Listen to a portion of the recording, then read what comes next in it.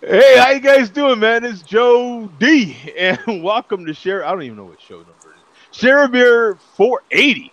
Share. Oh, Right. hold on, I didn't pause the other one there. I gotta pause that one. There we go. Share Beer. Now we're playing a little hurt today because I am not able to use a lot of the things that I have. So I'm not able to use my second screen. I'm not able to use my app that allows me to play audio from many different sources. So we're playing a little hurt. What are we about? What are we Earth? Like maybe 60%, 50? Are we right about 50%? Maybe 65. Yeah, we're playing about 65% today. So we are back. I don't know that we're ever better than ever, but we're back. We could say that. Yeah, we could say that at least. So we are here. We're present, and boy, you missed a hell of a rant in the pre-show. I let everybody have it. Sucks to be you guys. Yeah. So I'm still missing my beers. I'm beerless right now, man. What's going on here? That's how So heated you got. that's how heated it was in the pre-show, man. It was nuts in there, man. Oh my God, you guys Joe, really missed. Joe, so you're saying you don't have a beer with you? Hashtag me too.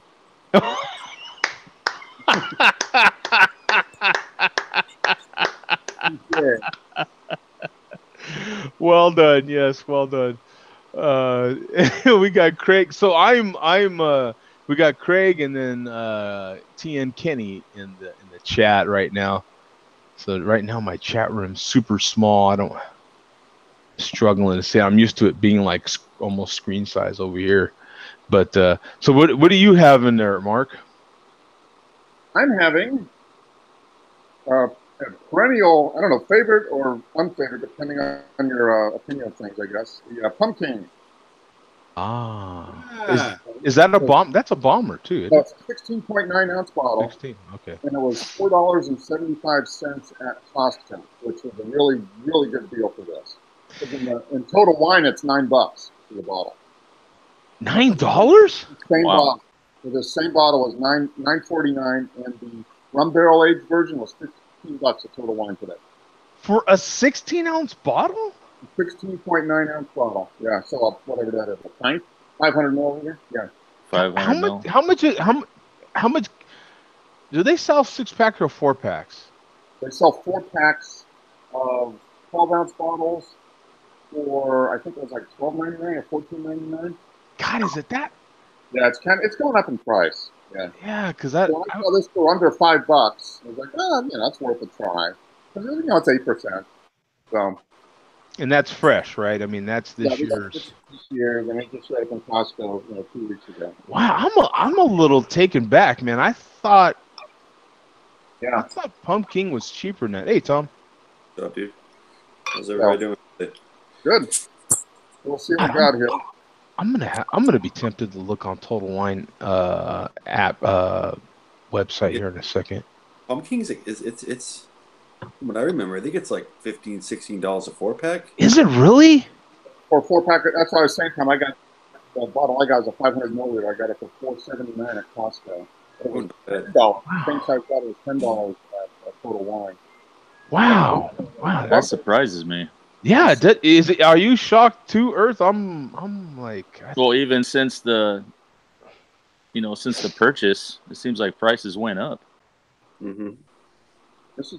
Instead of going down or something, or they could have stayed the same and get more distribution. But yeah, this is different than last year. I remember last year being pretty sweet. Last year's version. This one it's more pumpkin and less pumpkin pie spice. It's not quite as sweet as last year. So for me, this is more like pumpkin pie instead of just pumpkin pie spice. Does that make sense? It's got more of a flavor to it. It's got more of a pumpkin flavor to it. And much less spices. There's some spice.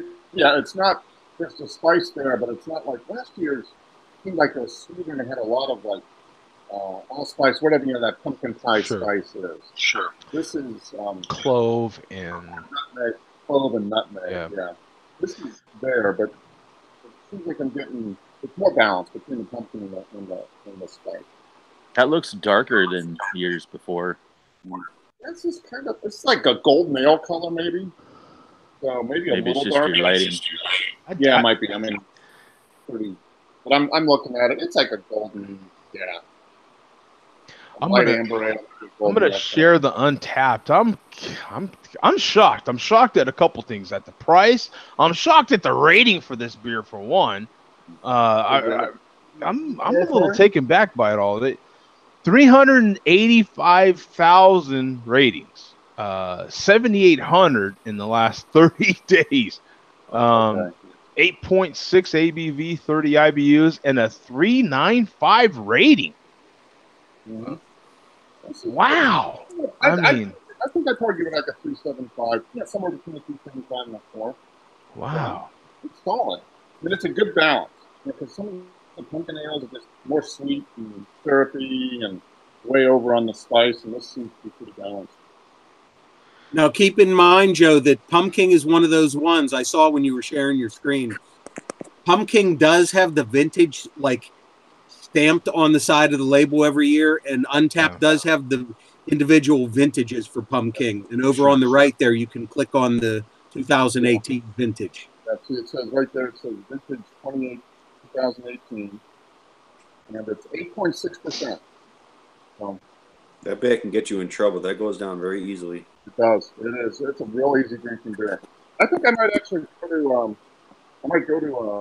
Costco again this week and pick up another bottle or two. This is pretty good. I'm on Total Wine right now, and I'm looking this up because this is I haven't had it in a couple of years.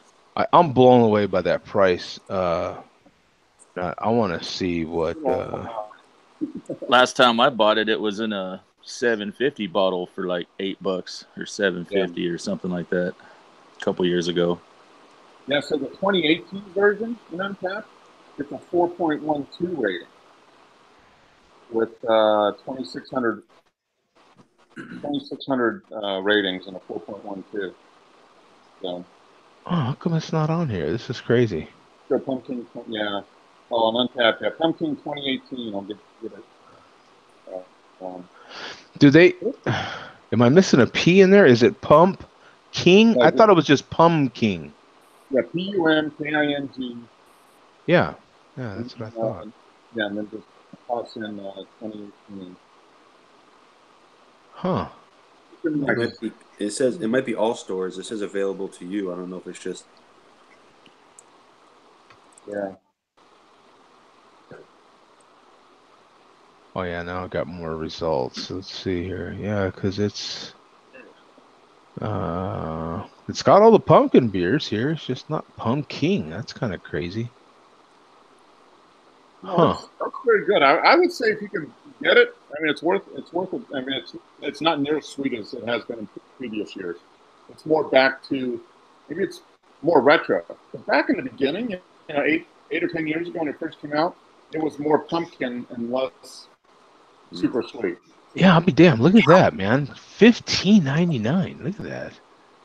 18. Here's the coffee version, $18.99. Wow, this is crazy. Yeah. It definitely. I just looked at my Untapped. My last post, it was in a bomber. Okay. And what year was that? Yeah, I'm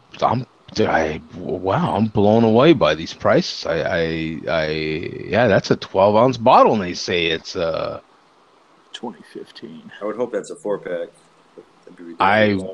I would hope that's a 4-pack. Yeah, probably is. God. I gave it a 3, so apparently I don't like it that much. Yeah. Apparently. Yeah, 4-pack, $16.99. I at $16 a 4-pack, 12-ounce bottles. I'm shocked, man. I thought it was at least $6 cheaper than that. I seriously did. It's the same thing like KBS. It's like KBS is just they see it sitting on the shelves for months now because it's just so expensive. Hmm. It's crazy. I don't want to spend $22 on a bomber. Get the hell out of here. I have to admit, I wouldn't pay that much for pumpkin.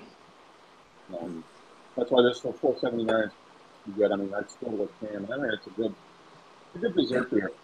Yeah. You know, or I guess for under $5, yeah. I did see a bottle of CBS sitting one of the liquor stores. I guess they pulled it from the back and they put it out. I was so tempted. It was $28, and I was like, dude, I can't see myself spending $28 on a beer.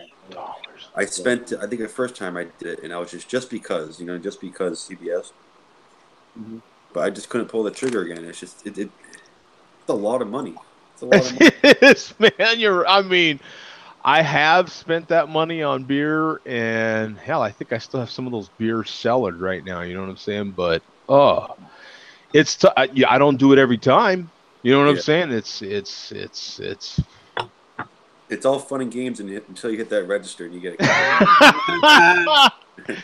Yeah, your wallet gets hurt. Yeah, it's all fun and games, like you said, until your wallet gets hit. You get up to the register, you've got 6 beers in your cart, and you're over $100. You're like, give me a break. This is nuts. What am I doing? Yeah. Then it's still all fun and games until you get your credit card statement. Yeah. Yeah, and then it's still all fun and games until you crush that beer in 5 seconds, and then you're like, what am I doing here? I need to reevaluate my life. And then you buy yourself a $12 stogie to go with it, and you light one on fire, and you're crushing one down, and you let that one down the toilet later. You know what I'm saying? Like, I'm burning money here. What am I doing? It's almost to the point where, like, you spend that much money, it's like, should I just buy a nice bottle of bourbon? Or a nice bottle of whiskey? Or, you know what I mean? Or should I pay my rent? You get a lot more value out of it. Hey, my electric bill. Yeah, hey, that's an option. Like, seriously, tank of gas. Yeah, I mean, you just said, okay, so you drop $25, $30, sometimes even close to $40 on a champagne wine style bottle of beer, and then if you're like me and you're a true idiot, then you go inside their humidor and you pick up a $12 or $15 stogie to go with it. Wait, you might as well at that point. That's what you're thinking. Like, I might as well. You walk out one bottle of beer and a stogie, and you're in $50. And you're like, what am I doing? And you're driving home, you're like, what I just do? It's almost like you just murdered somebody, like, uh-oh. It's like you said, Tom, and we have a hard time dropping $60 on a fifth of quality bourbon. Yeah, I mean, it's almost worth just buying a nice bottle of bourbon. That'll last you however long you want it to last. When you think about it, the millennials have it down. They have it right. I mean, why spend all this money on beer or even wine when I could get a nice bottle of some sort of spirits, and that's going to last me at least a little longer than. I guess it matters who you are, right? Yeah, I'm bitching, but what at the end of the day, what am I going to do? Drop some more money on beer somewhere like an idiot. You could just join the MLBC. You know what I mean? Then you'll be good to go. Get your money and then then I could get me a Corvette. Yeah. 95. This is like the craft beer high roller room. Yeah. 95. Yeah, we are being out in a regular part of the casino. That reminds me. Get to the multi report, Tom. I have a theory that Pam brought to my attention a couple weeks ago that I want to advance and see what everybody thinks. Oh, yes. Okay, good, because we're hurting for material this week on the malt liquor. I think this is a very valid point, and of course I was going to observe this. I'm thinking that it might be true, but I just want to check. Does it have anything to do with #MeToo? No, nothing at all. It has something to do with a certain person's name and what they do. So. Okay. Okay. Yeah, that'll be interesting. What are you having, Tom? We're not even one beer in. We're barely one beer in. That's I bought hilarious. something I thought it sounded interesting, but it's all right. It's the Harvest Vermont Maple Brown. Long From Trail. Long Trail. It's not bad. It's almost more of a porter than a brown, in my opinion. That's a good thing. That looks good. Yeah, it's like a very dry brown.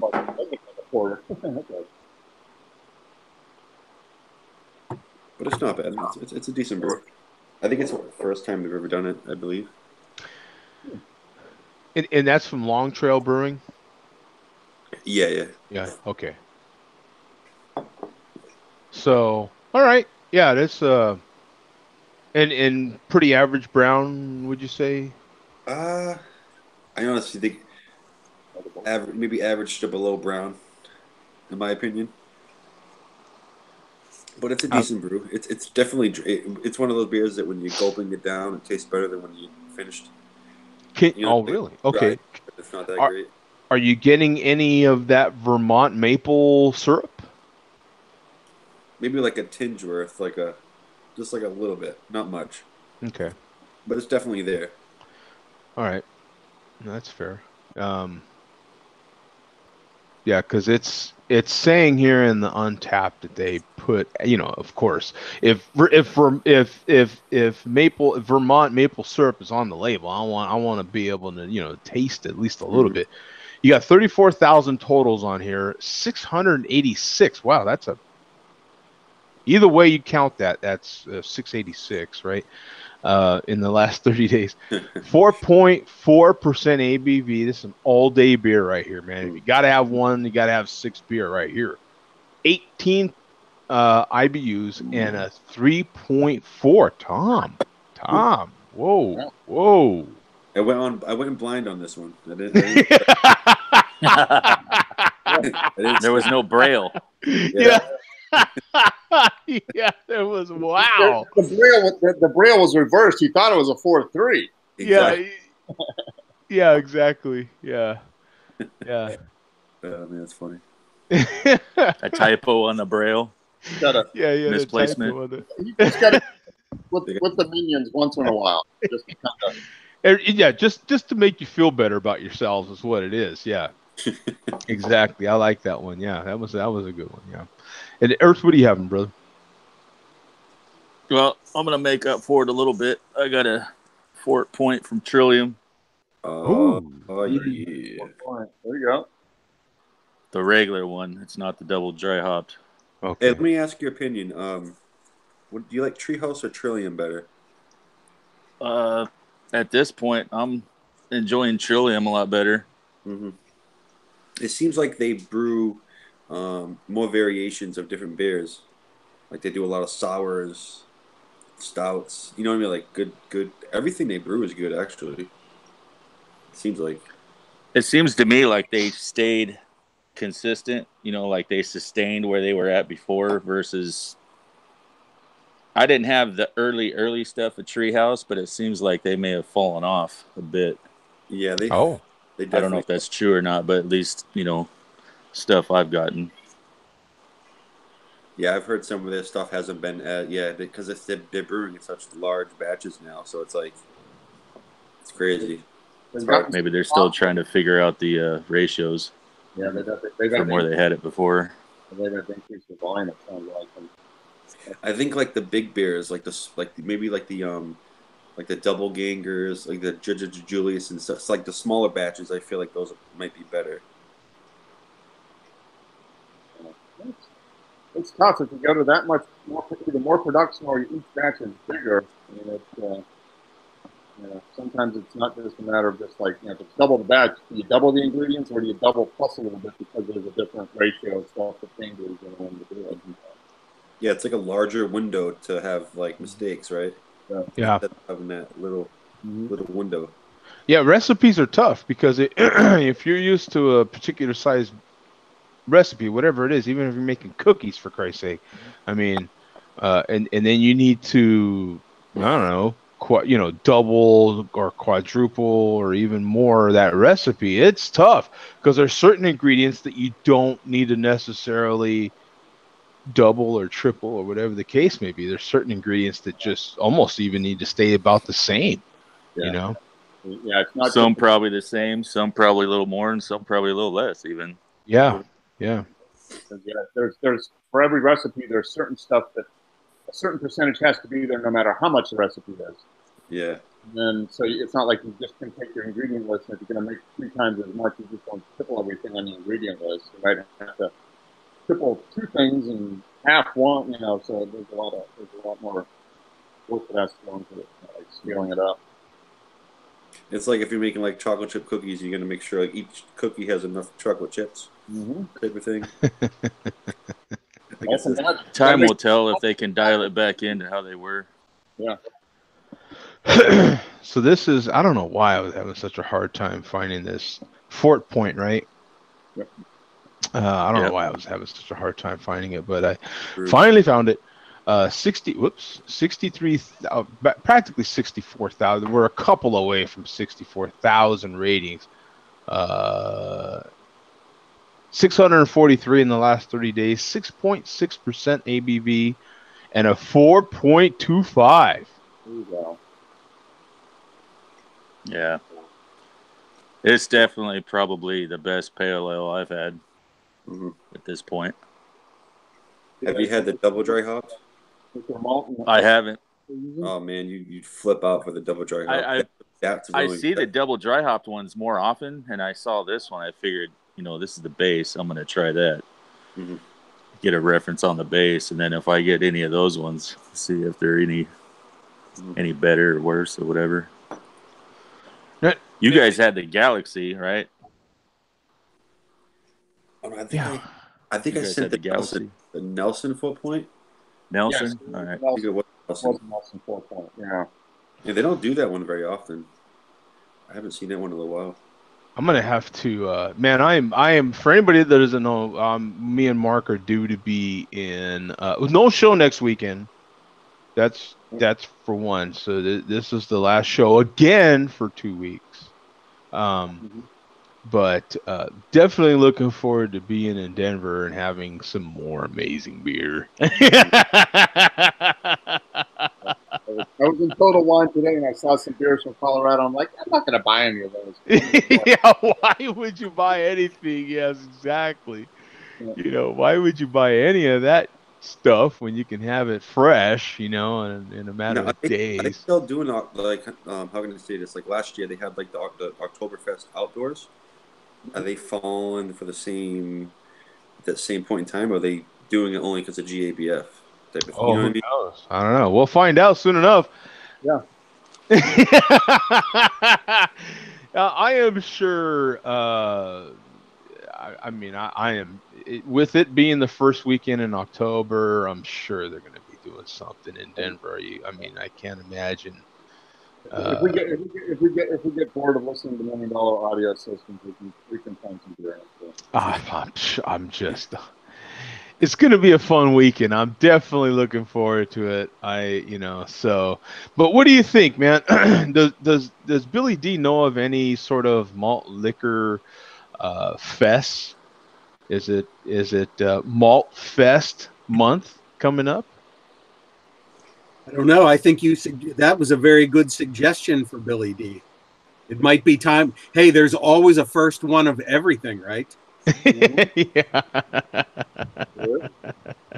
I'm surprised nobody has, other than the meeting of the minds and stuff. There hasn't been an official Malt Fest at a venue that I know. Might be time for somebody to come up with that. It might be. We do have a very, very sparse malt liquor report this week. That's why whatever you mentioned, Mark, about what Pam brought up to you, this is going to be a good thing. Maybe we can have an interactive malt liquor report this week. I think we need to discuss this. But I do want to get to what I'm drinking, but we'll save that for after the report. Okay. I do have some malt liquors in the fridge that I am going to consume by the end of the year. Several interesting ones, but none tonight though.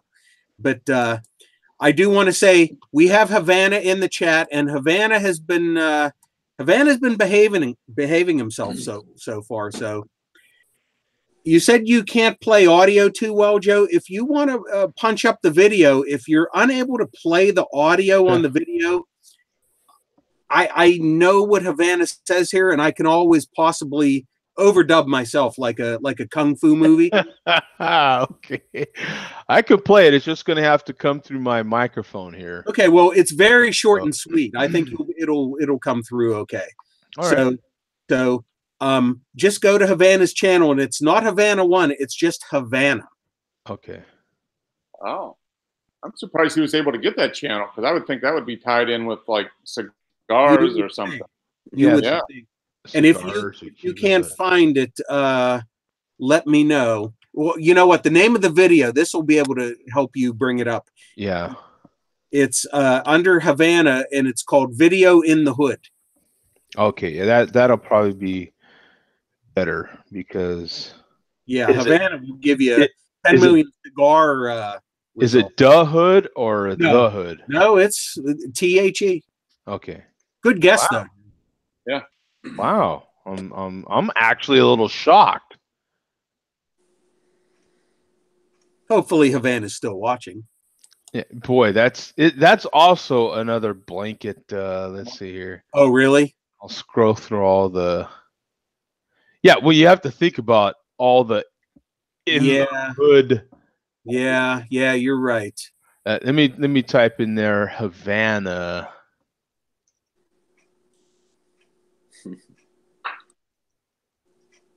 And video in the hood here now. Help me. That's a tough one. Let me see here. Huh. I'll share the screen, that way you can see if I'm doing anything wrong here. But yeah, it's a little bit. Let's see, I've got Havana.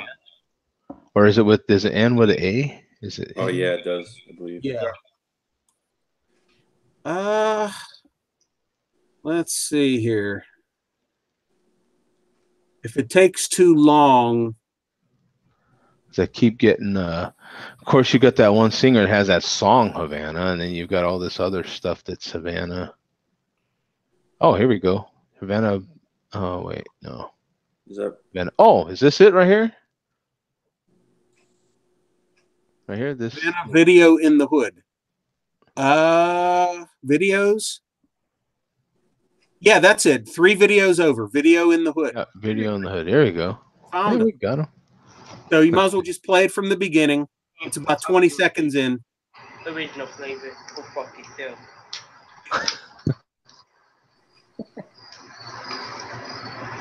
Chugging his energy drink.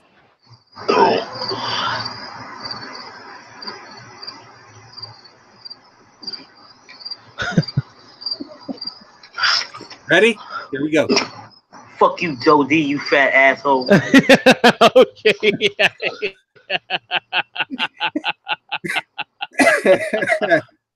and that's it. That's it. That's it. You just got called out by a 16-year-old girl.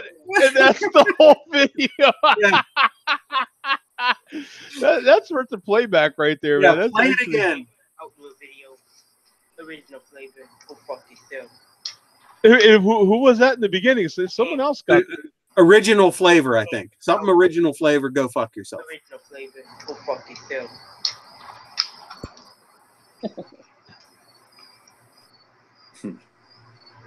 my God.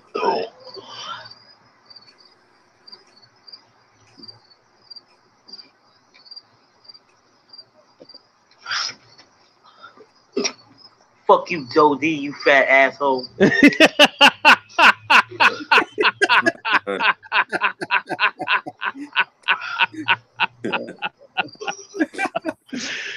That's it. I'm just gonna keep drinking my energy drink and keep bouncing. That's it.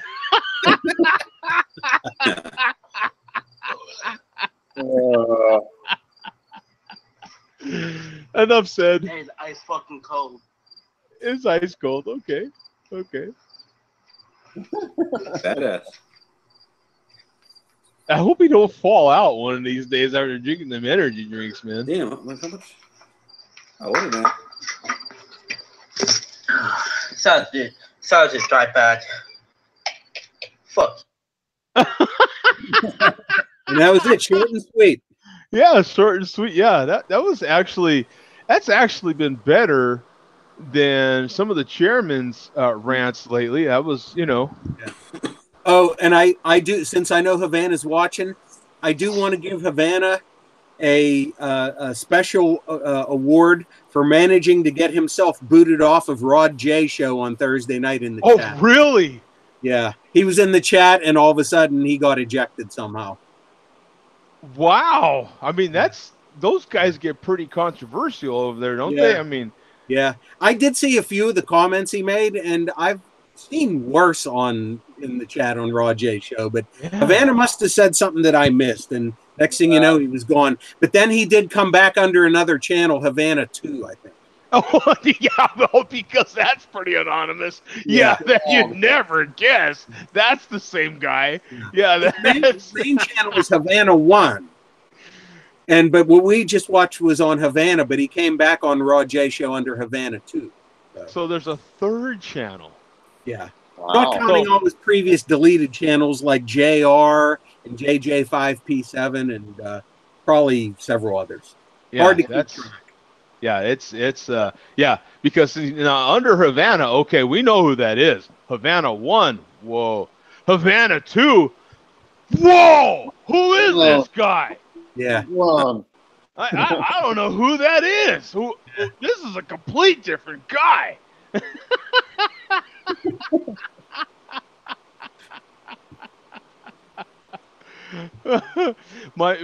I feel sorry for my mom because she just chimed in and she says she's waiting for Bum's report, and we're actually in the middle of it, Mom.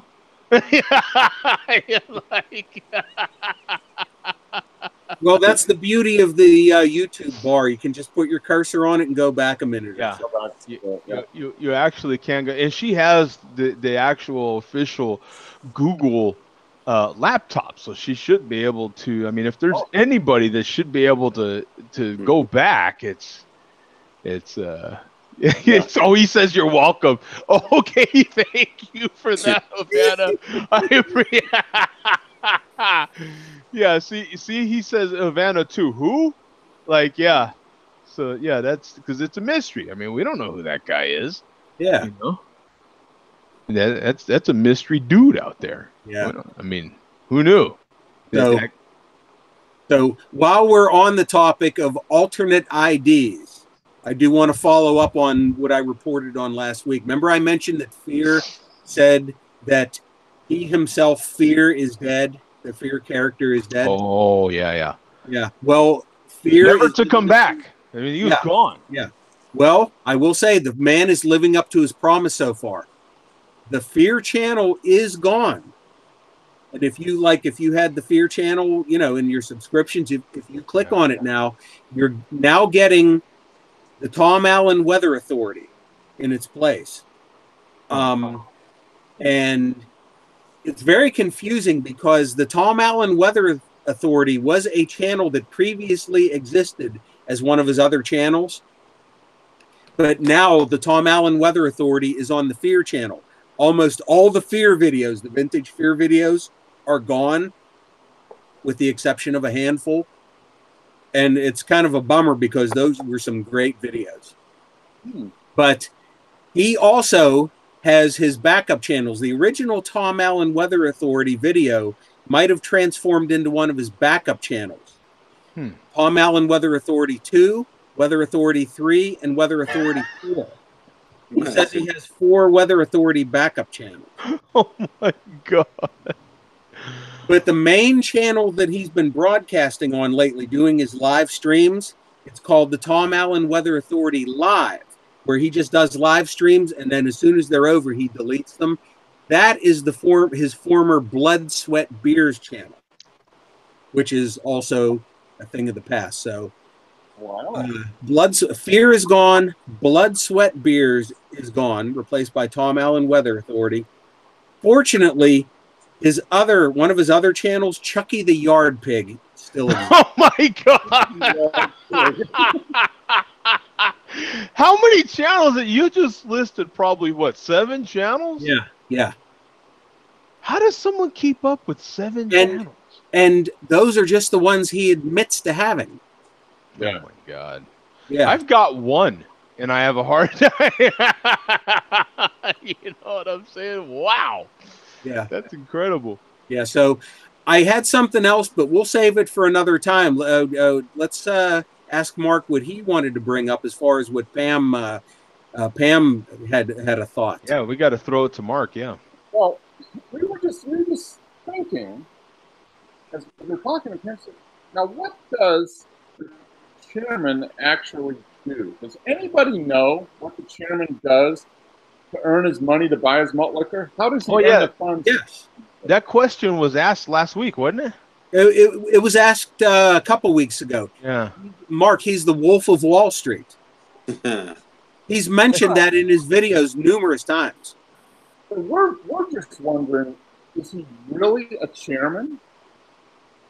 Pam has the theory that maybe he is like a chairman of some like publicly owned company. So he has to cam up when he does his malt liquor, or else his price would take a dive, because he is truly a chairman.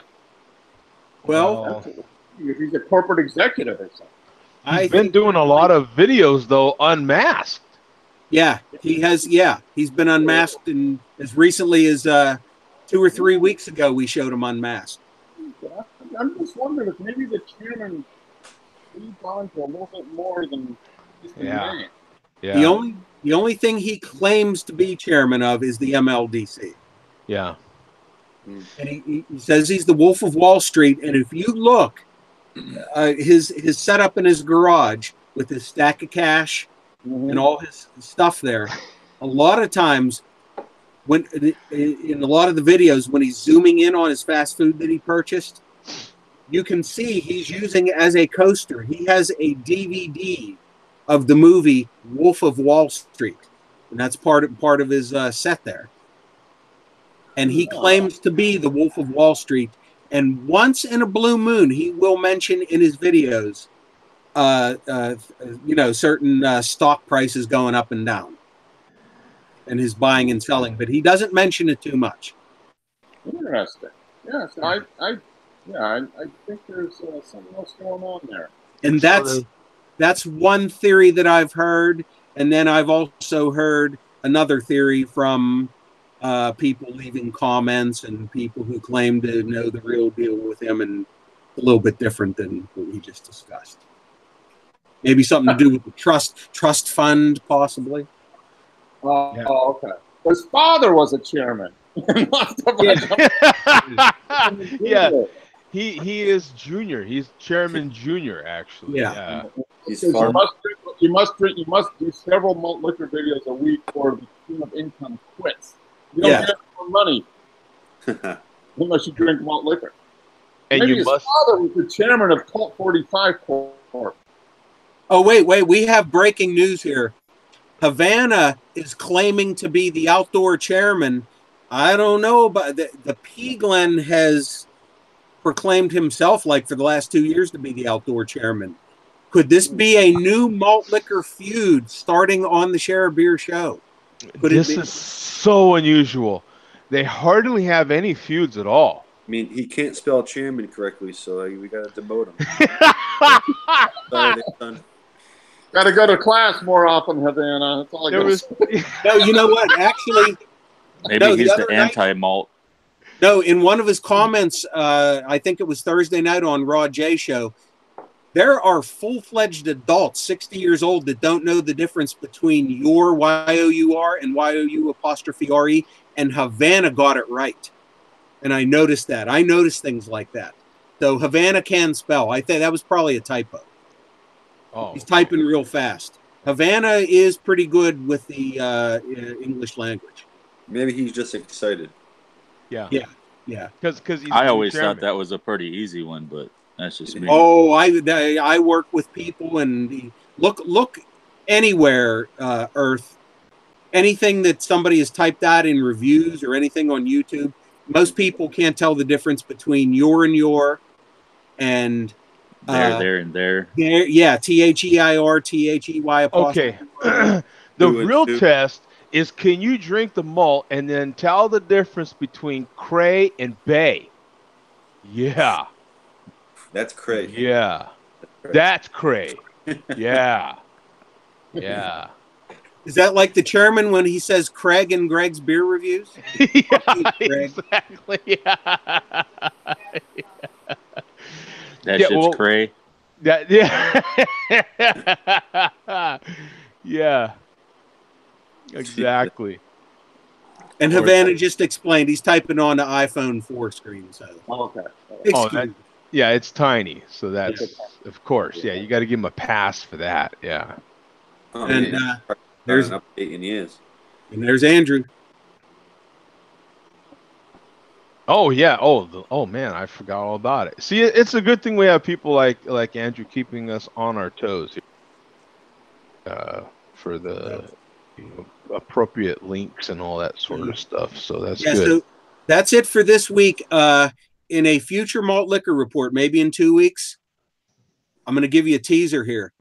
We will see how malt liquor turned me into a published author, and I'm not joking. Whoa. I did mention it to you and Mark Joe and off air a couple months ago. Yes, I do remember that now. Yeah. But we need the rest of the story, as Paul Harvey would say. Yes. Yeah. You wrote a book? Yes, of the story. Just a magazine article. That's cool. Thanks to malt liquor. But in a future evening, gentlemen, you will hear the rest of the story. The rest of the Excellent. story. Exactly. Paul Harveyism there. Get the cliffhanger. Right? Yes. and speaking of good, fresh brewed malt liquor, what do you have in there, Andrew? St. Paul's finest.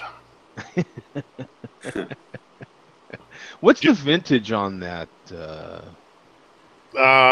Probably like yesterday or this week. That's past the date. Yeah. Are you getting any sort of chlorine or charcoal in that vintage? Is there? I'm not sure what charcoal or chlorine tastes like, so I'm gonna pass. Maybe he ages it. Maybe it dissipates in the air. Yeah. Is that? It's good. It's good. So is that from the municipal series? There is that? Yep. It's from it actually water source for St. Paul actually comes from Lake Jarvis. They got their water treatment plant over there. Oh. Jarvis pipe aged. Yeah. Ooh. Good luck. No with reclamation treatment, huh? that. Yeah. Good luck. Yeah, with that's that. about it. Very nice. Was that yeah? So that's Jarvis aged right there. Yeah, huh? Jarvis aged. Yeah. I'll leave that one alone. Yeah, that one can get you in trouble. Okay, what do you got there, Bum? Yeah, I didn't want this to pass by here. I decided from now till the end of the year, I'm gonna have a beer or a malt liquor that I purchased last month in my run through Ohio and Michigan. Now, when I was in Ohio, I found a lot of imports that I have not been able to get in Pennsylvania for a long time. And I'm going to show this one. This is what I'm drinking now. This may be common to a lot of people, but I have not been able to get this in Pennsylvania for probably about 15 years. McEwen's Scotch Ale. One of the first imports I ever had, and it just so happens that I have my original 1986 bottle. Ooh. Side here. Wow. Nice looking label on the 86. Yeah. Pull it back a little farther. In the middle, yeah. I like a little the bit more color. color. Better than the new one. Yeah. Yeah. Lot more color. The newer label is a lot more simplified. Yes. And this 1986 bottle contains 0.8 of an ounce more than this current one. Okay. They're jipping you. Yep. But we're not allowed to say that word now, Andrew. That's politically incorrect. I'm not politically incorrect. I'm not politically correct. I do not care. So you got the 11.3 ounce version there now. Yeah, yeah. So, yeah. Wow, that's great. And it still holds up. Many decades later, it's still an excellent Scotch ale. They haven't messed with the recipe at all then, so it still tastes the same? It's been so long since I had it. Oh, okay. But I will say I'm still enjoying this. A lot of things that I'm revisiting like 20, 30 years later just don't taste as good. This does. So, Where are they out of? Edinburgh, Scotland. Oh, very nice. Straight from the I source. believe. Now, you know, I have a question or a statement maybe or something, but I happened to yesterday. I said, you know what? Let me check out some of these. There's some beer reviewers out there now that are very, very, very popular. They're doing great stuff, making great, very entertaining videos, and there's many people that are brewing. And I saw a few, and would you guys agree or not agree with me? Part of some of these videos was to show their process for purifying their water. I thought that's something they should keep off camera because it's well, like in Minnesota, for instance, if you purify your water the same way I do here, it could be all jacked up. You know what I'm saying? Like that specific part, the rest of the recipe's perfectly fine, of course, but the way you need to purify your water for a particular style of beer in your area is going to be much different, or even slightly different than it would be here in Phoenix. You know, and that could dramatically change that recipe, as opposed to a lot of other things, cooking or baking or anything else that you might do. When it comes to beer, showing that water purification process, you know, I don't know how helpful that is. What do you think, Mark? If they want to, I guess, but I mean, you kind of give away, that's kind of a little bit of a secret sauce, because the minerals and stuff that are in the water affect the flavor of the beer. Yeah. So, you know, I guess if you want to purify everything out so there's nothing in it except water, then I guess, but I don't know, you know, water is so important. It's like wine. Yeah. It's like the grapes, you know, where they're grown, the vineyards that they come from make a difference to the flavor of the wine, and I think water makes a difference to the beer flavor. What do you think, Earth? Do you have an opinion on that, or? I think the water process, the stripping it all down, and that definitely has complete. It changes everything. Yeah. My local brewery over here, they have that too, where they strip it completely down to the molecules, and then they re-implement whatever components they want to whatever recipe. Yeah. It's a cool process. Maybe it's helpful from that aspect, you know, because we've heard from Zach, you know, on that whole process, and that's a main process, right? Because that's your base for your beer. But depending on where you're at, how that water is already treated, where it comes from, like, you know, we've learned just from listening to Zach a couple times now that, you know, certain areas brew a lot of particular styles of beer because that's the water you're getting in your area. Like that's what it's gonna be a lot easier to produce in your area. I don't know. So I saw that and I thought that I guess it could be helpful in a way, but I kind of thought that and it's not like they had bad intentions. I just think that it could be misleading in a way, right? You could put someone on the wrong track and not necessarily mean to. you know, because if they're going to follow everything you're doing to a T, and a lot of people do, they just don't know. They see a recipe, you know, hey, you made cornbread this way, I'm going to do it this way, you know, and then they see a recipe and they're going to follow it to the T. Oh, I've got to do this with my water, when you might not necessarily have to with your water, you know. You might need a whole different process, you know, different minerals or whatever the case may be. Yeah, well, I know a lot of. I remember from home brewing like recipe books. Often they say that to use like distilled water or something like that, and then add. You can buy mineral packs. Okay. Add, assuming that the tap water is just crappy. Okay. That's too much of that chlorine and chloride that maybe that affects it. But, You also have municipalities where no matter how much they treat the water, you're going to have too much of one mineral in it. We got Invergrove Heights here in up here in Minnesota. It's a suburb of St. Paul. If you go to a restaurant and ask for water, they won't give it to you because it has too high an iron content in it. Oh yeah, that could be pretty darn dangerous for some people. Yep. And the two breweries that we used to have here in St. Paul, the original Hams Brewery here on the east side and Schmidt's down on West 7th, they actually got their water supplies from artesian wells, and those came up through sandstone. So that alone right there kind of helps out. That's a good filter. Yeah, that helps out a big time with the water purity. mm-hmm.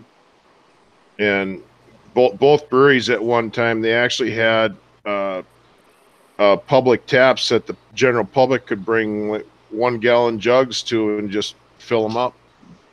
And I did years ago when I was a kid. Hey, by the way, we had Jay Vega get in there, and he says he has a message from the chairman. Malt liquor only. Malt liquor. That's way more than Jay Vega usually has to say. Yeah. Yeah, that's at least twice what he has to say. Yeah. Twice as long as usual. Yeah. Yeah, he's become much more verbal lately, hasn't he? Yeah. And then Havana says, Joe, the reason why I ain't give you a big shout out because my girlfriend was in the store, so I had to make it a quick one. Okay. Well, maybe I was exaggerating a bit when I said Havana was good with the typewritten. He's very eloquent with his words. Yeah. Flexible. Yeah. Hey, he's about as good as anybody else these days, man. Dear God, you know. Like I said, you can figure out how to spell correctly Bay and Cray. Good luck. I've had multiple bosses who couldn't spell where the shit. Oh, Yeah. I had to ask people what they're saying. Yeah. I couldn't read either, some of them. Either that or you have co-workers that think they're hood rats and they try and talk the same. I am very, very spell check dependent. Heavily spell check dependent these days, man. As a matter of fact, you know, I'll be trying to write something quickly and I'm like, whoa, wait a minute, how come spell check didn't work? And then I'll spend the next half hour figuring out why the spell check ain't working, right? It's nice when you're typing something up on Google or something like that, and then you just highlight it and then right click it, and then it'll give you like variations of how it's spelled. Some 3 or 4, and as long as you know I'll prove to everybody how stupid we are nowadays. Who here knows their mama's phone number?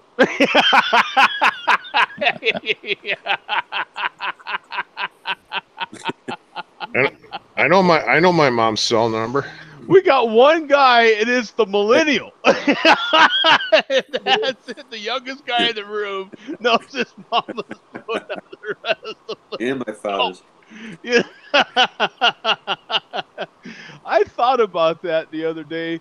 What was I? I think I was watching something or something like that, and their phone, something happened to their phone, and in order to get a ride home or something like that, I was watching one of those jail shows, one of those that jail show on Netflix, that latest one that came out, Oh, and first, yep.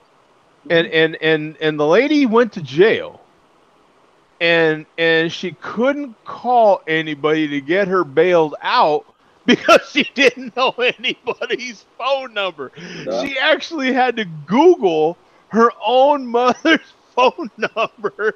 She Wow. Yeah. she had to have someone that was locked up in the jail cell with her to call their parent or somebody, to call somebody they knew, and have them Google her own mother's number, and then call. Then the next time her cellmate there called, then she got the number, and that's how she got her mama's phone number, because you know what I'm saying? Wow. And I started thinking about it. I'm like, I don't know my mom's number. You know what I'm saying? Like, who in the hell knows any numbers nowadays, man? You know? Wow. There's a couple numbers that I won't forget no matter what. Mm-hmm. That's pretty much branded in there. Burned into the brain. Yeah. Yeah, that I have no idea. I just like Siri, call mom. Like, that's basically it right there. Yeah, you know what I'm saying? Yeah. What are you having, Mark? I just opened this up. This is a Trader Joe's beer called For Whom. Oh, It's a Mexican stout, Imperial Mexican stout. It's got ancho chilies, cocoa nibs, and cinnamon. And this is a bomber, and it was $3.79 for the bomber, 10.1%. So it's $3.79. $3.79 for a bomber Wow. at 10.1%. Holy moly. And it's Never really, seen the really price. very, very good. It's $3.79. You can't even buy an energy drink for that, yep. Oh, you can- right? Energy drink. A red $4. It's not overly sweet. It's on the dry side, but you do get the chili and the cinnamon. I don't get too much chocolate, but you do get some of the chili flavour and the cinnamon. So, very good beer. Do you taste the value? I taste the value. Yes, all that money I'm saving to buy my Corvette. Save money and buy your Corvette and your Camaro.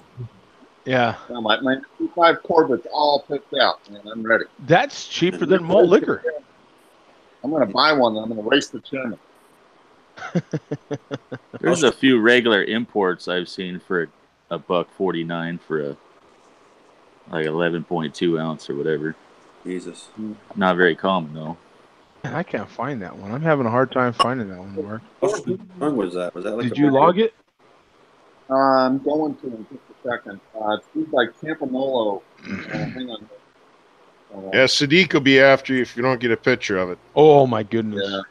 Yeah, that'll be and especially him, because he actually gets to see Sadiq. Yes. Yeah, I have to answer to the man in person. So he has to answer to the man in person. That is a much different thing. you Oh, know? Sadiq's literally in Mark's neighborhood then, huh? Yeah, he's Well, in the area. Yep. in the general area, exactly. Yeah. So, no, it's hang on there. Let me go over there, and I gotta. But yeah, it's it could be For Whom, and then scroll down a little bit. It doesn't have an icon. It's just got the generic,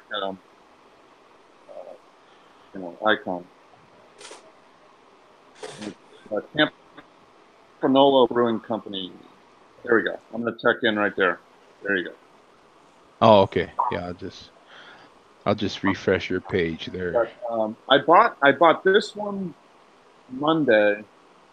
I looked it up on Untappd and saw it was decently rated. I went back and bought another bottle, and I was like, well, if it sucks, I won't. I didn't waste too much. But now I'm gonna go back and buy a couple more because it's $3.79 a bottle. Yeah, $3.79 a bottle. That's not bad at all, man. That's almost Neary pricing right there. Almost Rod J pricing right there. Yeah, that's almost a Rajay deal. Almost. Not quite, but Get a Got six a pack. case of them. Yeah, get a case of them for $3.79. Then it'll be Roger. yeah, exactly. I hide it under my floor. Case of 12. yeah. Case of 12, $3.79 on special today. Mark buys them. That's a Rod J price. Yeah. And then I'm gonna hide it under the floor. So here we go. Yeah, Finally, you gotta do a near. You gotta hide it underneath your floor. finally pulling this one up here.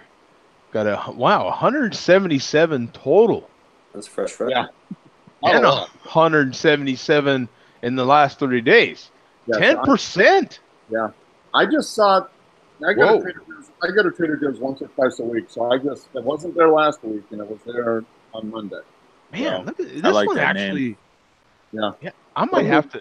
3.79 bottle cap rating, man. You got an Imperial Mexican Stout with ancho chilies, and what is that? Cacao nibs and cinnamon. Yep. No, it's well done. Wow. Man, you get a 10% beer for $3 something? Are you kidding me? You got to take it camping. Yeah.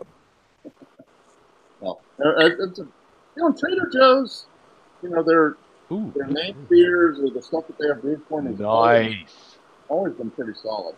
Mason jar. That's a lot better than that Boatswain, isn't it? Yeah, this is better than Boatswain. Nice. Oh, okay. That just got me. I remember. You know what? We have to talk about.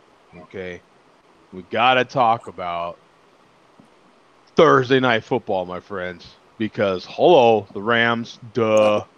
I swear to God, I was just thinking of the Rams. You're probably glad I texted you, Joe, and reminded you they were on. Mark saved my life. Mark.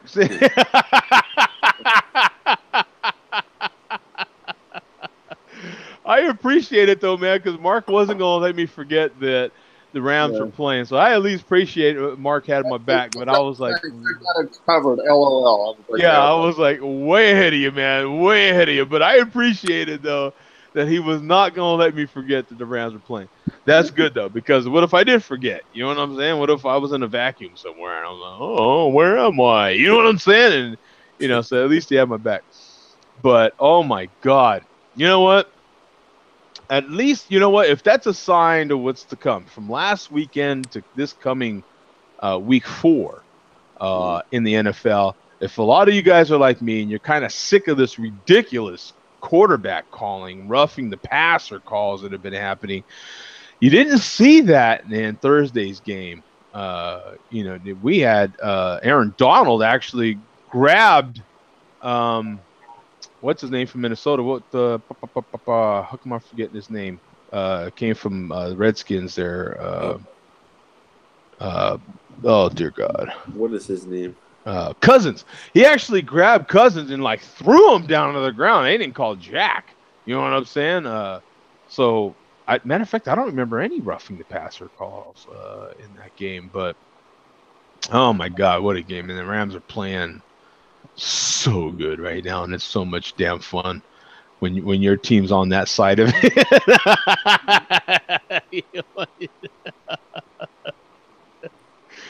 So, any other diehard Ram fans here, man? Oh yeah.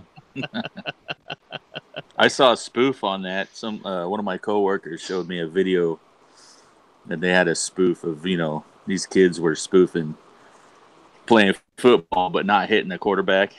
Oh, really? The name of it hilarious. at all, or is that something? I'd have to get that info from him. I just remembered it when you were talking about it. And then zip around them at the end or something. Yeah. Yeah, just everything not just not to touch the quarterback. I'm gonna type in don't. Yeah, it was hilarious. Touch. I don't know where they got it from. It came up. Don't touch the quarterback. Don't touch my quarter. That's 7 years ago. Sticking up for your teammate moments. Don't touch the quarterback situations. That one's 4 days ago. Let's see. I kind of would like to see it. It would be kind of fun to see what. Let me see. Toronto's. What does any of these look familiar? Stop me if you. Team 5 years ago. I'm gonna have to filter this and go like in the last week, right? Maybe. There was a couple of kids like in the backyard or something spoofing it. Oh. So I have no idea without seeing a video. The last month, maybe. Let's see. No, that's unfortunate. Oh, well. Garland High School. I don't know if it was Facebook or what platform. Yeah. Well, in any case, I mean, they might as well wear. They might as well wear red jerseys out there and just don't ever touch them. You know what I'm saying? Just don't. You know, the minute you touch them, they're down. Like that's it. You know what I'm saying? So Yeah, but what's the point? What's the point anyway? You're supposed to put fright into the quarterback. Like the quarterback's supposed to be scared. That's why he throws interceptions. that's part of the game, right? That's Like, part of the game. I mean, I understand. Don't annihilate the quarterback, but you're supposed to hit him. Well, now the fear is going to be from, oh my God, they're going to touch me. Exactly. They might as well put that pink tutu on. Yeah, what they're trying to do is they're trying to protect all their franchise players because all the quarterbacks are now the franchise players. Yeah. You know, they're all They're not going to be franchise players anymore in the future when people don't want to watch it anymore. Yeah. It's going to go the other way. Yeah. One way and then the other. It'll go the ass opposite way. Exactly. Mm-hmm. Hey, did anybody order any of those new Prime products? Anybody make a pre-order for the new Prime Echo Sub or any of those other new products that came out? I almost bought the Echo Car unit, but I didn't. Really? Like $20, I think. Yeah, man, that's a tough one not to go ahead and pull the plug on. I'm sure they'll have another sale for the holidays. I would imagine. What about anybody else? Did anybody else, pull the plug on any sort of Amazon products? No, I haven't. Not any of that. If I did, I'd just double up on the stuff I already have. I think now, is anybody else a Carhartt shirt wearer? Yep, I got one on right now. I'm a long time now. Have you ever been tempted to take your Carhartt label off? Has that ever bugged you on any of your Carhartt shirts? I don't care for the pocket personally, but you don't like the pocket? No, I don't care for a pocket. Really? I like my shirt pocket for putting cell phone in or my glasses. Yeah, I use my pocket. Yeah, I could do without the pocket. Really? Joe felt it. You felt it right there. Joe was like, "Wait, the pocket? The pocket?" Yeah, I cut him deep a little bit on that one. Yeah. Oh my God! What is wrong with this guy? The pocket? Oh, what? Don't sue me, Joe. Come on, man. A lot of the other designers that work together, they wear Carhartt shirts as well. Is that kind of standard or not? What was that, Mark? I'm sorry. Do a lot of the other coworkers, other drivers wear Carhartt shirts? You know what? We wear uniforms, so a lot of the guys don't. You know what I'm saying? I'm just, you guys know from, I've just, God, I don't even know how long I've worn Carhartt shirts, man. Forever. You've always had Carhartt on. I mean, you should be sponsored by Cherry sponsored by Carhartt. That boom. You know what I'm saying? What's up with that? I got Carhartt cold weather gear. They wear when I'm running snowblower. Yeah, that's what I think. I mean, it goes back at least as long as I've worked for my company, and I'm 19 years. So I'm going. So it's got to be 19, 20 years that I've been wearing Carhartt. I mean, it's got a lot of that stuff when you were working outside and whatever back in Albuquerque. Yeah. I can't even get these down here. I have to buy them up in Montana. Yeah. Oh, I get all my stuff on Amazon. As a matter Oh, of you fact, go Amazon? I got 2 new shirts just like yesterday that are sitting on the counter that I haven't even opened yet. I got new Carhartt shirts in the closet that I haven't worn yet. I've got. Prime wardrobe? Is that part of is Carhartt part of the Prime wardrobe selection? It actually is. Yes, I would think so. Yeah. It actually is. Yeah, you can order. Are they selling Demuth on there too? I don't know about Demuth. I don't cheat on Carhartt. I see that. I'm not a Carhartt cheater. It's funny too because as a matter of fact, I next to never talk about clothes with anybody, and I just had this conversation yesterday as well, Friday, with one of my foremen at work, and he was talking about because I was about to deliver to an not an outlet store, but one of those strip mall deals, and so he was asking me if I ever go to some store in this outlet center. I'm like, what?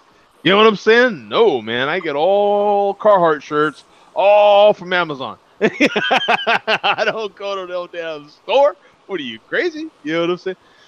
But I guess there was a controversy when I ordered these last 2 shirts. I guess there was like a little bit of a controversy in the comments with people taking the Carhartt logos off of the shirts because they didn't like these little square. They thought they were really ugly, and I was like, oh, I've never even thought about taking it's your them. trademark, man. I'm like, I've never even thought about taking them off. I think that's illegal. Like when you tear the tags off of mattresses, is that illegal? I think it actually is illegal. I think they come hunt you down and lock you up for that. I thought your shirt catches on fire. I also like how they got the tags down on the side at the bottom instead of on the neck. Yeah. I can't stand tags on my neck. Yeah, because it's just like, especially for us that are neck impaired, we're like a little neck challenged. AKA no neck. Yeah, AKA head on shoulders. That's about it. Head, not directly on shoulders. That's about it. Yeah. For those of us that are a little neck challenged, having that tag back there is like, ugh. But I think I don't know of too many that actually do still have a tag anymore. I think a lot of people are going to the tagless thing. Several companies have gone to the tagless. Yeah. Where they just print it on the shirt and make it. Yeah, that's how it should have been from day one. Yeah, from day one. Yeah, because it's annoying. Just like said, it is very annoying. I've got some, I love charts and all that sort of thing. I've got beer hacks. Beer hacks, from warm booze to missing openers, tips and tricks for your favorite drink. And this guy's got 100 tips. I don't know if I'm going to go through all 100. Is this from a European thing? Because he spells favorite like the Europeans do. Favorite. Like Craigwood. Oh, yeah. Oh, yeah. Good eye, Mark. Yeah, good eye. Look at that. Look at Mark's, man. Good eye. Good eye. No, I didn't notice that. Yeah, maybe it is. Let's find out. Oh, yeah. South China Morning Post. There you go. CHMP. So that's way out there. I think that qualifies, right? So you've got make them cold quick. I don't know. I don't know how often I need my beer that cold that quick. I think I've already covered that with at least most of you guys. In my case, at least, wet a rag, paper towels, or tea towel. What in the hell's a tea towel? Am I missing something? We have to live in Britain to know what that is. Yeah. Maybe Craig could tell us what that is. Or China. Yeah. I don't know. Wring out excess and wrap your brew for a trip into the freezer. on top of an ice tray or in an actual ice is even better. The standard 300, well, there you go, Mark. There's your clue. 350 milliliter, 12-ounce can or bottle should take 10 minutes or less to get to an enjoyable temperature. Okay. I think a lot of us kind of know that hack, right? Like it's Yep. when Or you a bag don't of have vegetables. when you don't have an opener, you can use your lighter. You can use a wooden spoon. You can use the edge of a counter, right? I think we Or all your kind of, teeth. Your teeth.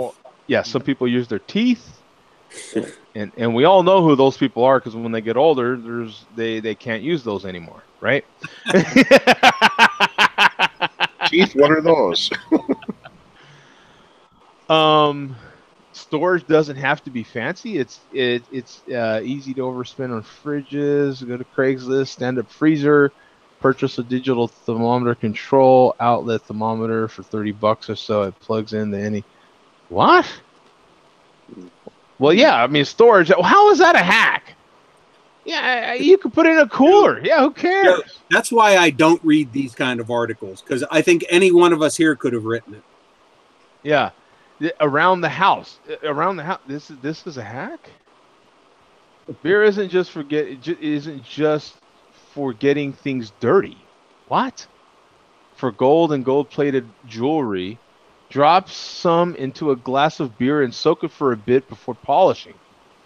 Robinson says good, quote, good beer cleans jewelry worse than the very cheap stuff. You know what I think? I think this might be a translation of a foreign article, possibly. Or it was just written by an illiterate. I'll agree with that, Bum. Yeah, I don't know what in the hell is this? What the A heck? film showing. I didn't know what I was scrolling. Yeah, you know, we're out of this one. I thought maybe How to that was order another beer hack right there. Yeah, that's what I was wondering. I'm like, what? Where's the the hell? intellect? Wheel back up. There might be a next tab for another page. I thought maybe that had something to do with the lactose in the milk stout or something. Oh, Nice one. I see what you did there. That's bad. That was a nice one. Okay, I see what you did there. I see what you're working with now. Yeah. I have seen, Joe, that for you to have a published article on the internet, you don't necessarily have to have a command of the English language. Yeah, not at all. Yeah, that is for That's for sure. certain. I think it's preferable that you're dumber than a box of marbles when you write said articles. Just have a good thumbnail and you'll be good. Hey, now, one of the things I can kind of close out here, we can kind of end the show. Now, with the new update on iOS, at least, I don't know if it's a feature on Android or not. I'm sure it is, but you know, they came out with this. What do they call it? Screen time feature. So now I can see, and it's only been out for a little over a week. I think it's a matter of 9 days or something like that. So you can go and see now, if you elect to. I mean, you have to opt into it, but you can see how many times you actually pick up your phone and look at it. You can see Wow. what apps you're using, how much time you're actually on those apps. It's a pretty interesting thing. Yeah, it is downloaded yesterday on the iPad. Oh, you put it on, yeah. And you can have it go across all your devices, all your iOS devices, or you can have it just for that particular device. I've got an Android. I've got a Samsung Android phone. I don't think I've gotten a download prompt for it. I don't into that. So here's Have you guys noticed heavy battery usage yet on it? Yeah, Still you holding can out. you can do, okay, so the different, you have your total screen time, and it shows your screen time by day. So far, like I said, it's only a week because it's only been out a matter of days, just over a week. So you've got your reading and reference section, you got an entertainment section, social network section.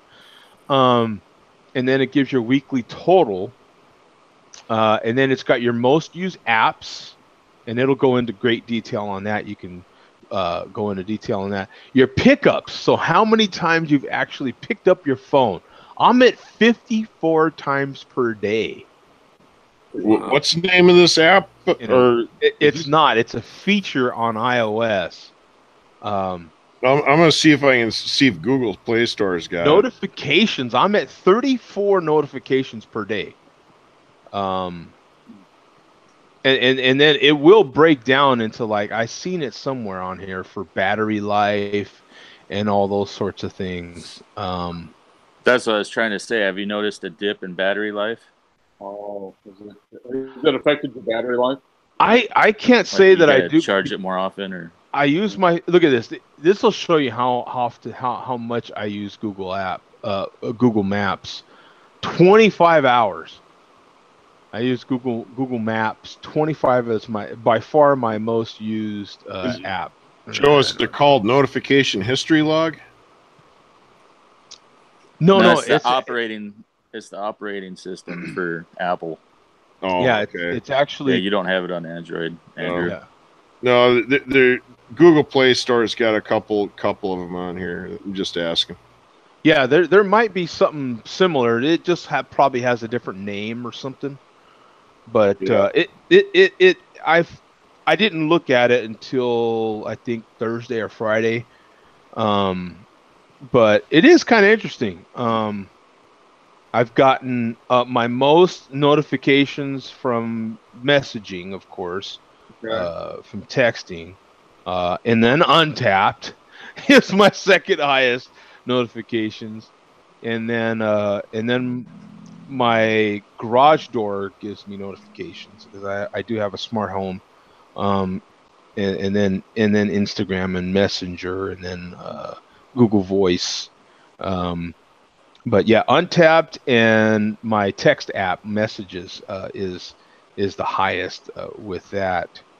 And then my total pickups in a week were 383 times I picked up my phone and looked at it. Wow.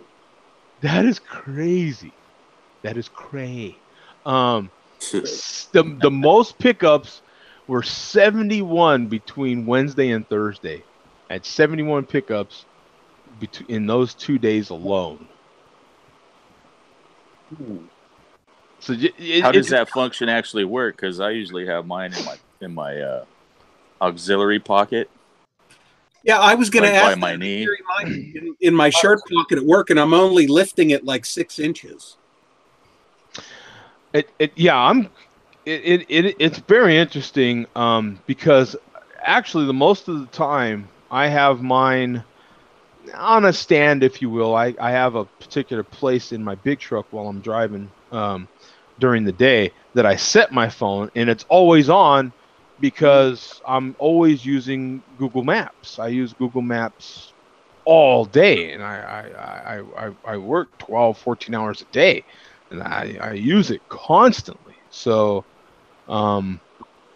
yeah, I'm kind of curious too, but it is something to kind of give you a gauge, and then you can set time limits. So you can set a time limit how long you want to be able to use a particular app per day or whatever, and it'll alert you.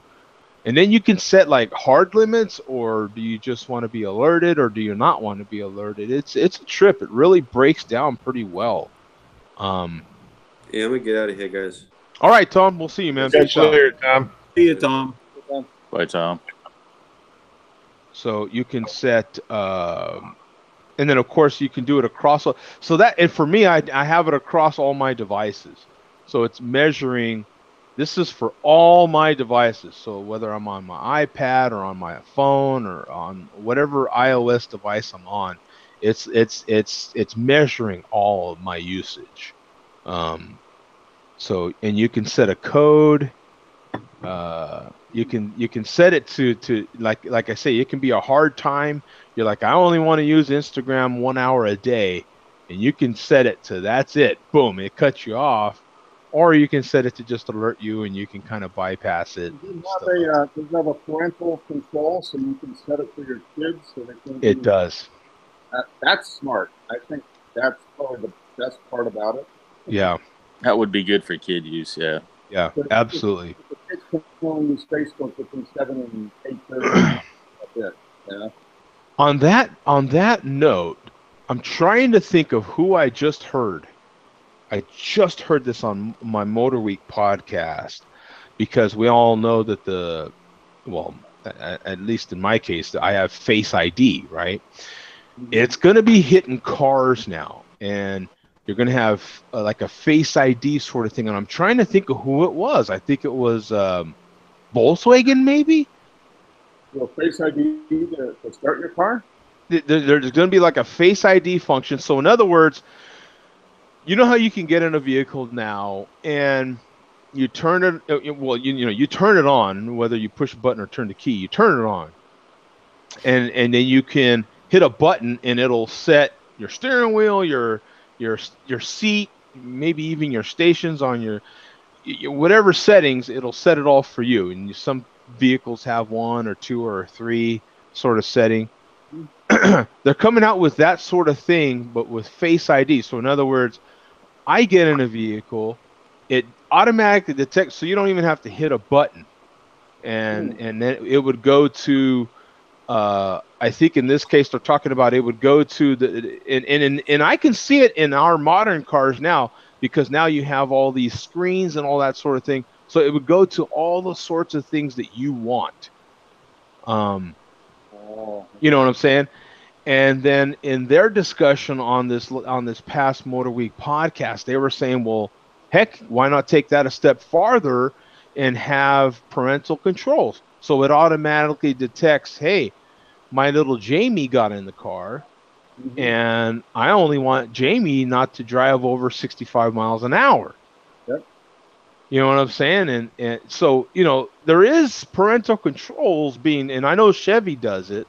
There is a parental control features being tied into vehicles now. But boy, if they were to have, what do you guys think about that? If they were, I think that's an excellent use of technology. Mm-hmm. Kids are stupid. They're going to go. So if you limit them to 65, at least they won't die as fast. Right. As you go 95 or whatever. Right. I mean, I'd hate it as a kid, but as a parent, I think it would be perfect.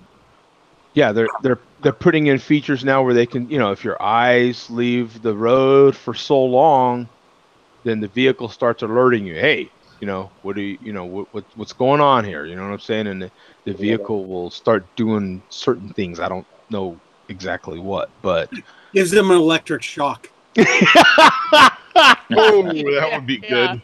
Yeah. Shocking. Yeah. Wake up. Pay attention to the road. Yeah. Like an asshole. Now, if they integrate it for, if you're driving and you pick up your phone while you're driving, if you do get an electric shock, that would be good.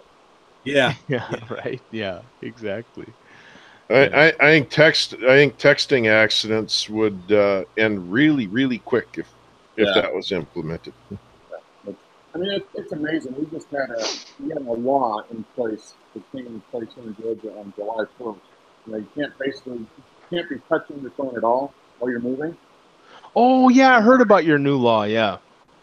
Yeah, and I admit I've been guilty of that in the past, but with that law coming into place, I put the phone, it's either sitting away from me or it's up on the little connection to the, it's attached to the windshield or whatever, and I'm not touching it. But I watch people, at stoplights and when passing them, and still over half the people still have their phone in their hand, as they're driving or whatever. Oh, sure. It's like the seatbelt law. Yeah. Oh, exactly. Are you kidding me? As much as I drive on the street, I watch the police themselves on the phone. You know what I'm saying? Mm-hmm. You're above them, so you drive. You can see exactly what they're doing. I see. Watching Pornhub, Come on. What cracks me up too is I'll see even the ones that are teamed up, the ones that have partners, and the partner will be in the passenger seat, but reaching across. Hey, look at this.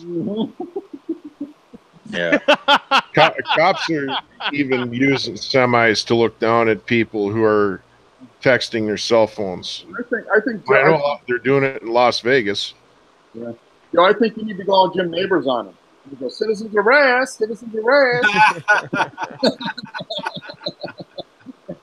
Hey, you know what? Real quick, I heard that Tom Hanks is making a Mr. Rogers movie.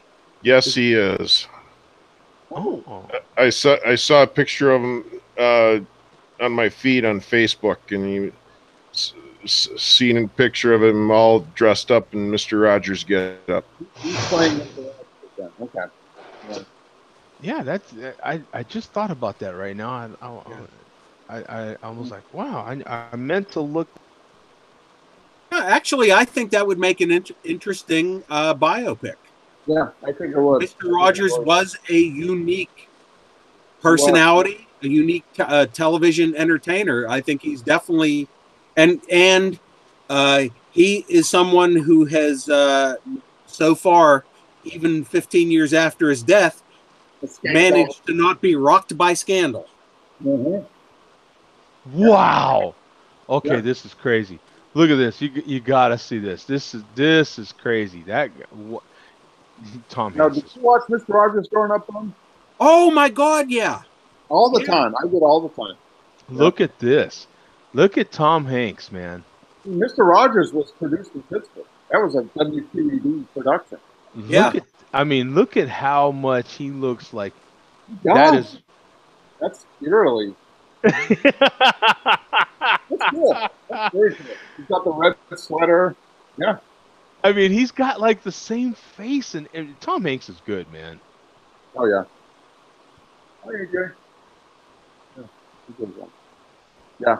No, I love Mr. Rogers. My grandmother hated him. I used to cry because my grandmother would swear at him when he was on TV. Why didn't she like Mr. Rogers? I don't know. My grandmother was a crusty old woman. Crusty old. That's funny.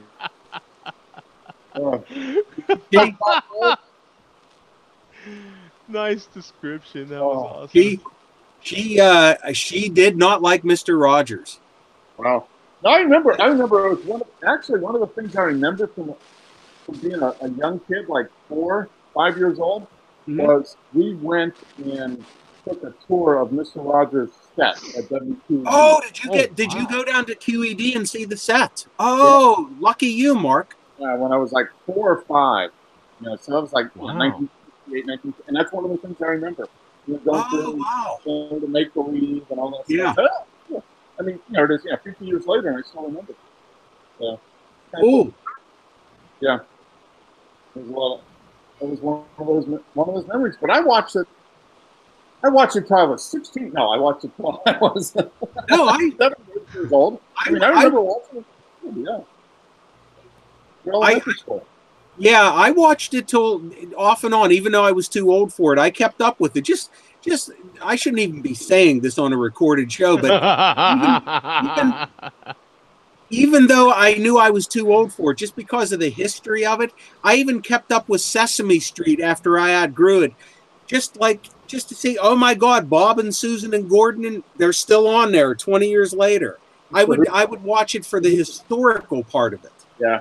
And I kept up with Mr. Rogers. I think before he started coming back and doing shows in groups, when he stopped doing regular around 75 or so. I watched up until I was like 10 years old. Yeah, I did too. Up to elementary school. And then they started rerunning the color ones from '69, and I was fascinated by the differences in just like that 5-year span. No, look at that! Look at that picture of him and Mr. Rogers. Younger than me, so as he started watching it, he was 4 or 5. That means I was 9, 10, 11. I'd watch it. Yeah. That is wild, man. Look at that picture of them together like that. That's awesome. Yeah. No, that was a great show. At its time and for what it did, it was way above. It was cutting it. It was bleeding edge, really. Oh yeah. For what it was. Yeah. And I'll tell you what, one of the episodes that stuck with me forever And I watched it when it first aired. And I think looking back now, researching it, it was from around 71, 72. I was like 7 years old. Mr. Rogers, when he came in to open the episode and he sang his It's a Beautiful Day in the Neighborhood, he came stomping in and he sang the song real mad. He was mad about something.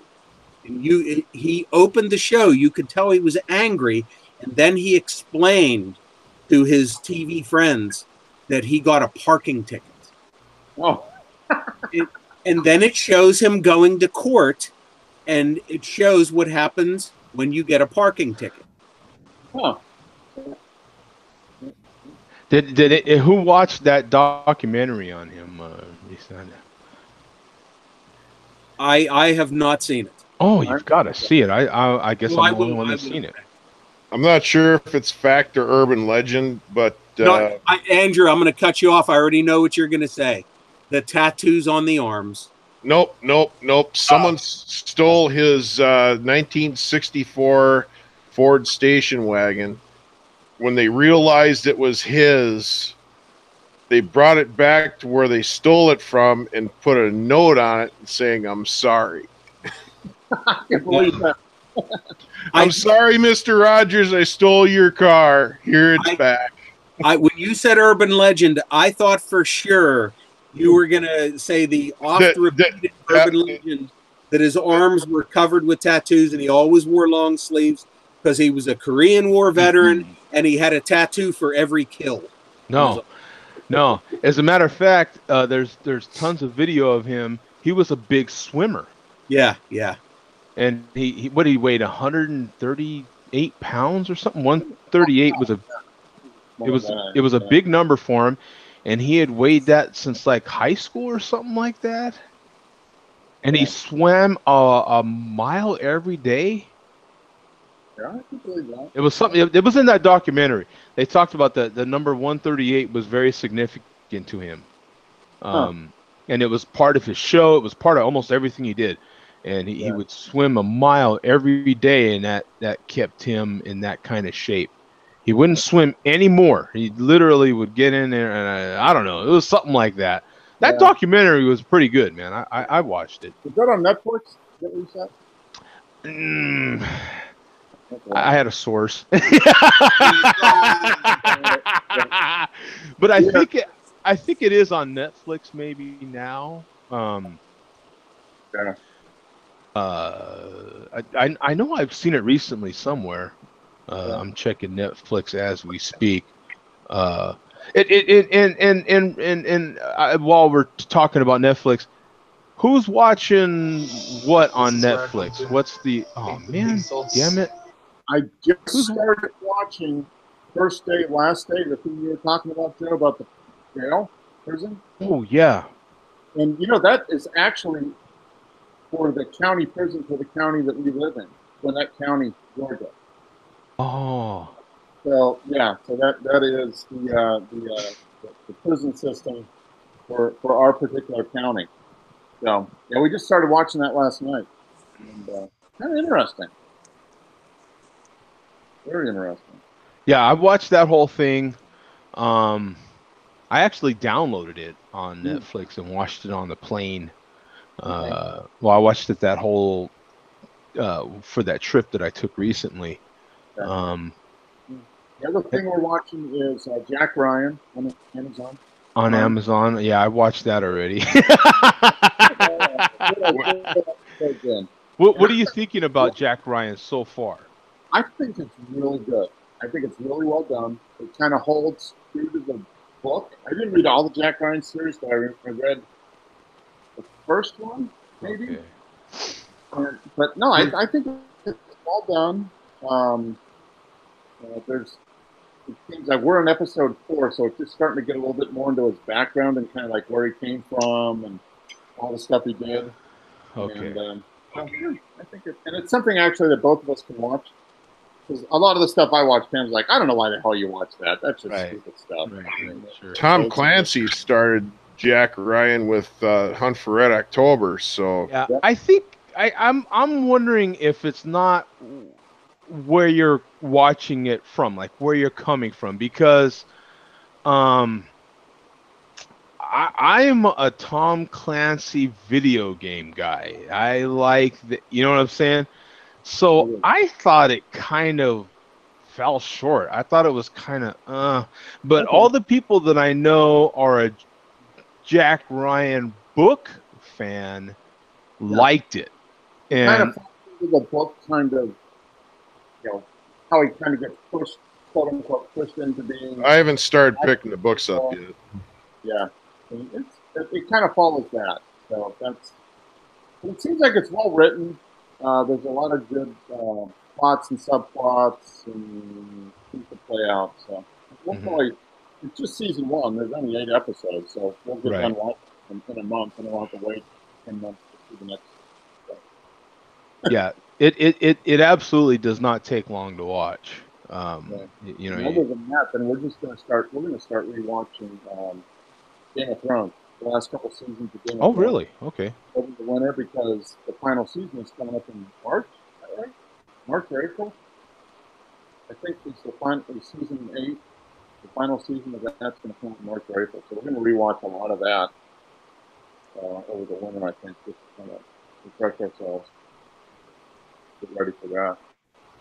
Plus, you know, it's always good to see people getting battle scenes. Yeah. Good family-friendly violence. Now, did anybody get into that movie Cicero? Has anybody watched the second one? No. I haven't seen the second one. I really loved that movie Cicero. It was great. There was a lot of it met all the typical guy movie requirements. People got to die brutally, like that's okay. That happens a lot. You know, a lot of shooting of people and stuff flying, and that's lots of money and a few ladies. Boom. That met all the requirements right there. It was solid. And there was some drugs involved. There was also some drugs involved. So there, boom, yeah, damn Blood, good movie. guts, whores, and dope. Boom. It met all the requirements, right, for success. So, in this part of the country, that movie was big, that Cicero, because it does deal with Mexico. So, it's big in this part of the country. So the first one was pretty good, and now you brought out Amazon, and it reminded me that I wanted to watch that second one, which is the Day of Salado. So Salado, something like that. But in any case, I wanted to watch that one. This is the first one. I'll show it to you. Maybe. Oh, they're not showing the art though.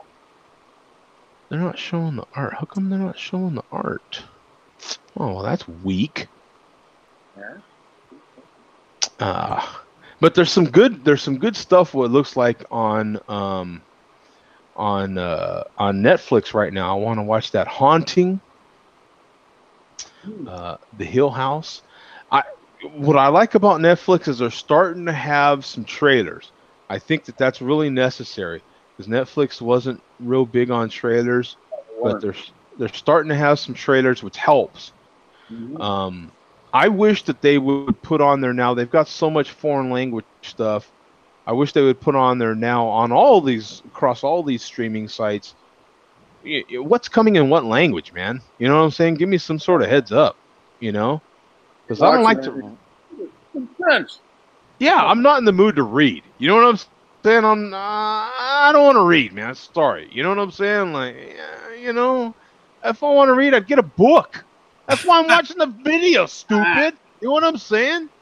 Like, come on. What do you think? What's going on here? What do you think I'm here for? So they also have that movie on Quincy Jones, that documentary. I need to see that. Oh, I was just talking to a couple friends of mine earlier about that. I haven't seen it. That is on my list. I definitely want to see that. Okay, that would be interesting. Yeah, I think that would be very interesting to see. Yeah, I definitely want to watch that. I'm interested in watching that very loud on my system, because I'm sure there's going to be some good music in there, or at least some, clips of good music. So I definitely want to watch that. There's also this one, if you're I'm trying to think of that old vampire series that was on HBO years ago now. Um, oh, Buffy the man. Vampire Slayer or something. I know. No, you know what? You know what? And now that I think about it, it might have been on True Blood. True Blood. Was that on Showtime or was that on HBO? Do you remember True Blood? Anyway, if you were a fan of True Blood, one of the main kind of bad vampires is on this show now that's on Netflix. Hold the Dark. Um, that looks like it might be pretty decent. I like stuff that's loud and boomy and stuff because I like to hear it on my system. Very loud, and and for anybody that's looking, if maybe you do have a system or maybe whatever, but if stuff rattles and you're trying to keep the rattling down pictures like you see behind me, if you have stuff hanging on the wall, if you the blinds that are next to me here, you have the tops of the blinds and they have those little fancy decorative things that connect, those will rattle. um that little plastic piece that connects to the actual blinds itself, that can rattle. I bought some Velcro, big round spools of Velcro from like Walmart, man. They cost next to nothing. And I used the soft end of the Velcro. Obviously, don't use the hard side, duh. But I used the soft side of the Velcro, cut it to length, and then I put it on the bottom of my picture frames or wherever that is meeting the wall. And that'll help, you know, with all the rattles and all the noise. So you get just nice, clean sound and you don't have to hear rattling from all over the place. Just a little tip. It's helped me a lot. And I also found that maybe in an entryway where you have doors opening and closing, even if it's not a rattling sort of thing, you might notice you have a picture frame or something hanging on the wall that's vibrating and making a mark on your wall. Not that mark, but the mark on your wall. Putting something like that behind it can alleviate that problem as well. So it has a dual purpose. It can help save your wall from getting marked up, and it also can save on vibrations if you're listening to something in your home theater and you don't want to hear a bunch of you just want to hear the nice clean sound. I'm getting real crazy about nice clean sound these days, so I spent a half hour buckling down all my blinds today, man, because that was the last sound that was like in my skull, man. It was bad. So I can see in your future, Joe, in 5 years in an echoic chamber. Yeah. I'm just gonna be in this like vacuum chamber. Yeah, in this big vacuum. Yeah. They'll sell one, and I'll have to buy it because that's the only place that you can. Yeah. The only thing you can do is I've noticed a lot of YouTubers using those things. Mm-hmm. They just keep accumulating more of those, those things on the wall. Yeah, the sound baffles. The baffles and barriers. Yeah, you're always looking for something. Actually, another thing that I use is those little stickies that you buy, the little circular stickies, rubber or silicone. I bought for my sub, because subs, the bigger you get, the heavier they are. And my sub's damn near 100 pounds, not exaggerating one bit. So I saved a lot of money. You can buy actual sub mats that are made for subs, for your home theater, to separate from the floor, so it doesn't vibrate your walls and all the other stuff. That really helps a lot. To save money on those things, because those things are expensive, man, ridiculously for what it is. It's a stupid rubber mat. What do you need to pay like $40 for these darn things for? So I bought the washing machine pads. There's, if you have a washing machine that when you wash clothes and it spins, it makes noise, you buy these little rubber pads and you put your washing machine on those, and it'll keep that vibrating, help quiet down your washing machine. That's also vibration and noise. I bought that. Oh my God, it cleans up the bass from your sub oh my God, it's like night and day. It really does make a difference. Saved a ton of money right there, man, just on that. I think it was like not even $10 for 4 of those. And then I bought really smaller versions like that for my tower speakers and put those on there. It just cleans up your sound so much, man. Just depends on how much you want to get into it. It's a sickness. Trust me. Don't catch it. Don't catch this flu. I promise you. Don't catch it. I have enough other sicknesses. Yes, I think we all do. We all have enough other sicknesses that cost us lots of time and or money. Yeah. So with that said, man, we're out here, guys. Thank you, man. I appreciate it. Everyone that tuned in, everyone in the chat. We actually had a decent little chat again, huh? Yeah. Sorry, we were. We had Herb Profit in the show, man. Wow, we haven't seen Herb Profit in a while. Yeah, head coach. Head coach. Head coach's wife grounded him from the show. Oh, Yeah. he hasn't been very his wife good. says he was getting too drunk while on the show. I think he was a little tipsy That's last week, blasphemy. wasn't he? Oh, come on. Just does it have anything to do with the scheme? I don't know, but Head coach's wife said he can't have beer for a week. And she hid the ski mask. he's grounded. Oh Grounded. yeah. Well, without the ski, he doesn't know who that ski mask belongs to. Yeah. In all honesty, I got your back, Coach. We still don't know who that guy is. We're gonna find him though. We're gonna get to the bottom. We've got the Share a Beer investigative team all over it. So Figure it out. yeah. We'll see you guys. Peace out, man. Enjoy your Sunday football. Go Rams. Of course, they already played. You guys. Later, We'll see you guys. guys. Peace out. Later.